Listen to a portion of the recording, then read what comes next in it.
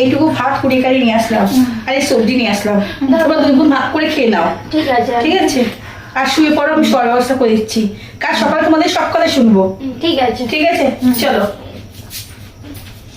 হা হা হা।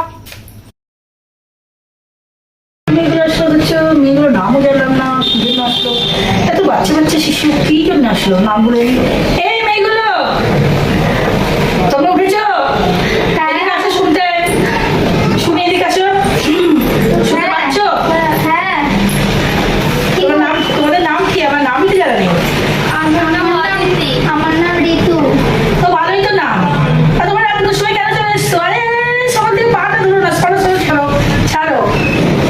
ঠিক আছে, তোমরা কেন রাত করে চলে এসছো? তোমাদের কি এত ইয়ে ছিল যে রাত করে সময় বেরোতে হয়?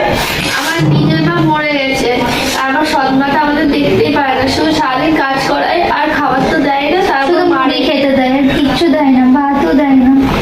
আর বাবা আসলে বলে ভাত খেয়েছি, সব ওরাই গিলে দিয়েছে। তারপরে রাত দুটোর পালাবে? আর তোমার স্বপ্ন দেখে তোমরা পালিয়েছো, তোমার বাবা দেখে নি? ঘুমাচ্ছিল, সৎমা ঘুমাচ্ছিল, আর বাবা তো কাজেই ছিল রাতে।